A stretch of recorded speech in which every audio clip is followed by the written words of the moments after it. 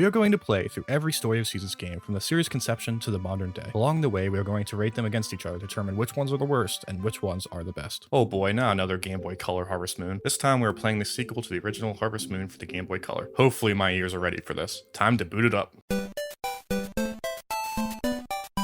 Oh, this actually sounds great. I'm still not a big fan of the Game Boy music in general, but this sounds surprisingly good at the start. Luckily, we can still play as a girl, we still get the option to choose a cat over a dog, just like the original game. Unlike the original though, we don't get visited by our goofy angel grandfather. Instead, our motivation is to thwart the evils of capitalism. If we do not fix up the farm by year 3, the mayor will use it to build a theme park. With our mission set, we can now start. First things first, we should probably familiarize ourselves with the town. This time, you can actually walk around instead of being some kind of dumb menu system. Every person in town can be talked to this time, although they usually don't have much to say. The town square is also a nice addition. Here you can check the community bulletin board for news on events and talk to more townsfolk. Besides that, the small town doesn't have much else, but the mountains do. That's right, the mountains are now added to the Game Boy Color game from the console games. You can chop wood, go to the hot spring, forage, and catch bugs, a first for the Harvest Moon series. Besides the addition of catching bugs and raising fish though, the rest of the game plays your typical Harvest Moon experience. Having a certain amount of grass to raise animals is here and is just as annoying as before. Look at all this planted grass and fodder I have stocked up, and they still won't sell me a single chicken. Luckily, farming isn't nearly as frustrated. The only change is that your tools may break after a while, forcing you to wait 3 days to have it repaired. While this kinda just feels like a waste of time, it's still an interesting change of pace. Another nice addition is the greenhouse, or as they call it, the hothouse. This allows the player to grow a wider variety of crops all season while adding some unique crops only growable in the hothouse. In addition to the greenhouse, this game also brings over house upgrades from the console games. Upgrading your house makes it bigger and will net you some cool upgrades. Unfortunately, this upgraded house will feel quite empty. That is because the marriage mechanic is again absent from the Game Boy version. Instead, it is replaced with a lackluster friendship system. Giving townsfolk gifts when they aren't working unlocks new dialogue options and changes what gifts you receive on your birthday. The only way to know how they feel about you is to notice new dialogue after giving them enough gifts. Taken by itself, this relationship system is technically an upgrade, but when comparing this to previous games, not fully committing to a relationship system feels oddly worse than not including it at all. I can still appreciate much of the dialogue though. Much of it is usually very tongue-in-cheek, even including not so subtle references to previous games in the franchise. To add even more to the game's immersion, festivals have been introduced from the mainline games. Just like the friendship system though, this is again a very watered down version of its inspiration. They are a lot less prominent in this game than the console games. They are usually laughably basic and only being a cool event to add some extra dialogue. While it may seem pointless, I'm still glad they decided to include them at all. The graphics are pretty much unchanged from the previous Game Boy Color game. It is obvious that a lot of the sprites in this game were reused from the original game. This isn't a bad thing though, as the philosophy of if it ain't broke, don't fix it definitely applies here. This time saved from reusing sprites was probably used towards making much better music. As I mentioned at the start, the intro music sounds great. The same can be said about all the music throughout the game. My only real complaint is how loud and annoying the sound of the rain is, especially when walking.